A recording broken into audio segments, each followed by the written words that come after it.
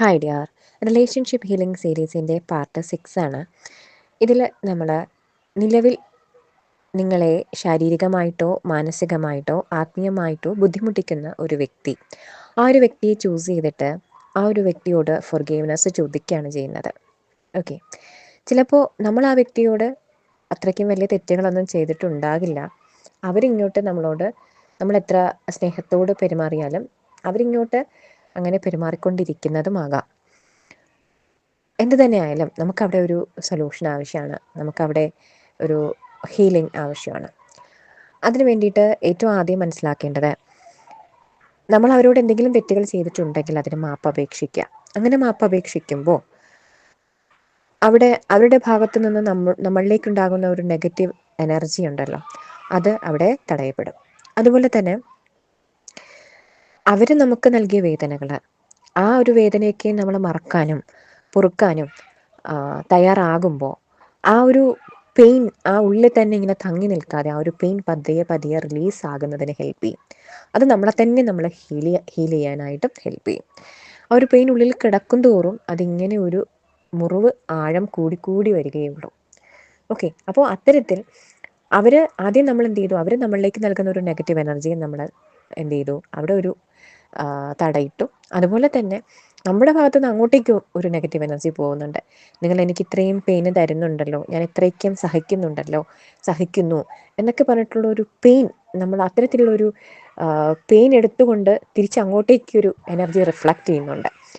ആ ഒരു എനർജിയും അവിടെ തടയപ്പെടും. അപ്പോൾ അങ്ങോട്ടും ഇങ്ങോട്ടുമുള്ള ഒരു നെഗറ്റീവ് എനർജി നമ്മൾ തടയുന്നു. അതോടൊപ്പം തന്നെ നമ്മളൊരു പോസിറ്റീവ് എനർജി അവിടെ കൊടുക്കുകയും ചെയ്യുന്നുണ്ട് ലാസ്റ്റ്. ഓക്കെ, അവർക്കൊരു ബ്ലെസ്സിങ്ങും കൊടുക്കുന്നുണ്ട്. അത്തരത്തിലാണ് നമുക്ക് ആ ഒരു റിലേഷൻഷിപ്പ് ഹീൽ ചെയ്യാനായിട്ട് സാധിക്കുക. അതിനായിട്ട് ഏറ്റവും ആദ്യം നിങ്ങൾ ആ ഒരു വ്യക്തിയെ ചൂസ് ചെയ്യുക. ആ ഒരു വ്യക്തി നിങ്ങളുടെ മുന്നിലുള്ളതായിട്ട് സങ്കല്പിക്കുക. എന്നിട്ട് നിങ്ങളുടെ ഇടതോ വലതോ ഭാഗത്തായിട്ട് നിങ്ങൾ വിശ്വസിക്കുന്ന ഈശ്വരൻ ആരായാലും ആ ഒരു ഈശ്വരനുള്ളതായിട്ടും സങ്കല്പിക്കുക. ഇനി ഈശ്വര സമക്ഷമാണ് നിങ്ങൾ ആ ഒരു വ്യക്തിയോട് മാപ്പ് അപേക്ഷിക്കുന്നത്. നിങ്ങൾ കഴിഞ്ഞ ജന്മങ്ങളിൽ വിശ്വസിക്കുന്നുണ്ടെങ്കിൽ കഴിഞ്ഞ ജന്മത്തിൽ നിങ്ങൾ ചെയ്ത എന്തെങ്കിലും പ്രവൃത്തിയുടെ ഫലമായിരിക്കാം ആ ഒരു വ്യക്തി ഇങ്ങനെ ബിഹേവ് ചെയ്യുന്നത്. അതല്ലെങ്കിൽ ആ ഒരു വ്യക്തിയുടെ ക്യാരക്ടർ ആയിരിക്കാം. ഓക്കെ, എന്ത് തന്നെയായാലും നമുക്കിവിടെ ഹീൽ ചെയ്യേണ്ടതായിട്ടുണ്ട്. അപ്പോൾ അതിനുവേണ്ടി നിങ്ങൾ പറയാം, അറിഞ്ഞോ അറിയാതെയോ ഞാൻ നിങ്ങളോട് എന്തെങ്കിലും തെറ്റുകൾ ചെയ്തിട്ടുണ്ടെങ്കിൽ ദയവായി എന്നോട് നിങ്ങൾ ക്ഷമിക്കണമേ. ഞാൻ ഈശ്വര സമക്ഷം നിങ്ങളോട് മാപ്പ് അപേക്ഷിക്കുകയാണ്. അതുപോലെ തന്നെ നിങ്ങൾ എന്നോട് ചെയ്തുകൊണ്ടിരിക്കുന്ന ഓരോ പ്രവൃത്തിയും അതെന്നിൽ ഏൽപ്പിക്കുന്ന വേദന എന്ത് തന്നെയായാലും അത് ഞാൻ പൊറുക്കാൻ തയ്യാറാണ്, അത് ഞാൻ ക്ഷമിക്കാൻ തയ്യാറാണ്. അതുപോലെ നിങ്ങളും എനിക്ക് ക്ഷമിച്ച് നൽകണമേ എന്ന് അവരോട് നമ്മൾ റിക്വസ്റ്റ് ചെയ്യുവാണ്. ഓക്കെ ഡിയർ, എന്നിട്ട് പറയാം, നിങ്ങളോട് എനിക്ക് അൺകണ്ടീഷണൽ ആയിട്ടുള്ളൊരു സ്നേഹം മാത്രമാണുള്ളത്. നിങ്ങളോട് എനിക്ക് യാതൊരുവിധ വിദ്വേഷമോ ഒന്നുമില്ല. ഞാൻ നിങ്ങളെ അൺകണ്ടീഷണലി സ്നേഹിക്കുന്നു. അതോടൊപ്പം തന്നെ നിങ്ങൾക്ക് എല്ലാവിധ അനുഗ്രഹവും ഈശ്വരൻ നൽകട്ടെ എന്ന് ഞാൻ പ്രാർത്ഥിക്കുന്നു. ഈശ്വര സമക്ഷം നിങ്ങൾ എനിക്ക് നൽകിയ എല്ലാ വേദനകളും ഞാൻ ക്ഷമിച്ച് നൽകുന്നു, പുറത്ത് നൽകുന്നു. അതുപോലെ ഈശ്വരൻ്റെ എല്ലാ ബ്ലെസ്സിങ്സും നിങ്ങൾക്കുണ്ടാകട്ടെ എന്ന് പ്രാർത്ഥിക്കുകയും ചെയ്യുന്നു. നിങ്ങൾക്ക് ആയുസ്സും ആരോഗ്യവും സമ്പത്തും സമൃദ്ധിയും സർവ്വ ഐശ്വര്യങ്ങളും ഈശ്വരൻ നൽകട്ടെ എന്ന് ഞാൻ പ്രാർത്ഥിക്കുന്നു എന്ന് പറയാം. എന്നിട്ട് അപ്പോൾ നിങ്ങളിതിങ്ങനെ വിഷ്വലൈസ് ചെയ്യുമല്ലേ, അപ്പോൾ നിങ്ങളുടെ ഈ ഒരു ക്ഷമാപണവും നിങ്ങളുടെ ഒരു ബ്ലെസ്സിങ് ഒക്കെ കേൾക്കുമ്പോൾ ആ ഒരു വ്യക്തി വളരെ പ്ലസൻ്റ് ആകുന്നതായിട്ട് നിങ്ങളെ സങ്കല്പിക്കുക.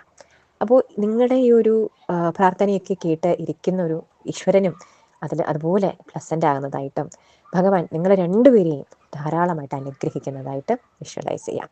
അപ്പോൾ ഭഗവാന്റെ മക്കളാണ് രണ്ടുപേരും. അപ്പോൾ രണ്ടുപേരെയും ഈശ്വരൻ അനുഗ്രഹിക്കുന്നതായിട്ടും വിഷ്വലൈസ് ചെയ്യാം. അപ്പോൾ അത്തരത്തിൽ ആ ഒരു പോസിറ്റീവ് എനർജിയാണ് നിങ്ങളവിടെ ക്രിയേറ്റ് ചെയ്യുന്നത്. ആ രണ്ട് വ്യക്തികൾക്കും ഇടയിലുള്ള ഒരു നെഗറ്റീവ് എനർജിയെ നമ്മൾ കട്ട് ചെയ്തു. അതോടൊപ്പം തന്നെ പോസിറ്റീവ് എനർജി അവിടെ ഫില്ല് ചെയ്തു. ഭഗവാന്റെ ബ്ലെസ്സിങ്സും അവിടെ നിറയ്ക്കുകയാണ് ചെയ്യുന്നത്. അത്തരത്തിൽ നമുക്ക് ആ ഒരു റിലേഷൻഷിപ്പിനെ ഫീൽ ചെയ്ത് കൊണ്ടുവരാനായിട്ട് സാധിക്കും.